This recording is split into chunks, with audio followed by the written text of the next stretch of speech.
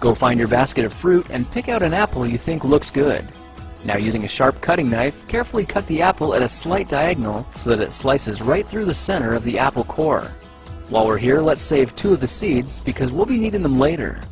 Now that we've got our 2 halves, let's take the side that still has the bottom attached and place it face down on a cutting board. We'll need to place 2 butter knives perpendicular with the top and bottom of the apple. Now we can carefully cut down along one side of the apple core until the knife bottoms out on our makeshift spacers, then use the spacers as a guide to gently cut in from the side. When the 2 cuts meet, you'll have an apple wedge that pops right out. And while we're here, let's cut a piece from the other side the same way. Now our goal with these is to cut out 3 more L-shaped wedges about 1/4 inch thick. And this time, rather than cutting in sideways toward your fingers, try turning the piece over so you can cut downward and meet the first cut at the bottom. Now with a little wiggle, a new apple wedge should break free.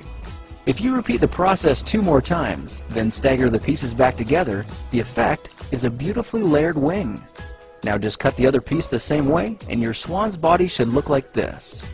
To make a place for the head, all we need to do is carefully cut into the front of the body and gently lift the pieces out to reveal a clean and fairly deep groove.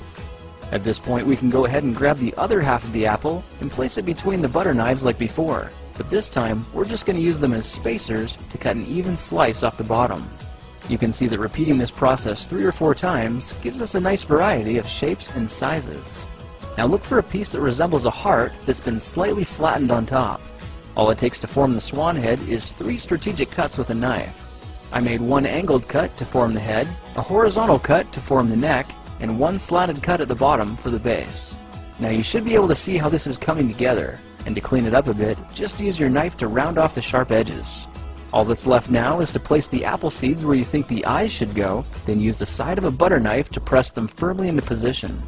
When both eyes look good, simply drop the neck into place, and you're done. You've just created a beautiful and decorative apple swan.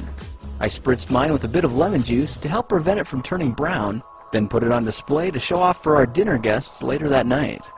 If you try using different apples, you'll get a nice contrast of colors, and every bird will look a little bit different. Well, now you know how to take any ordinary apple and turn it into a decorative and edible apple swan. If you like this project, perhaps you'll like some of my others. Check them out at thekingofrandom.com.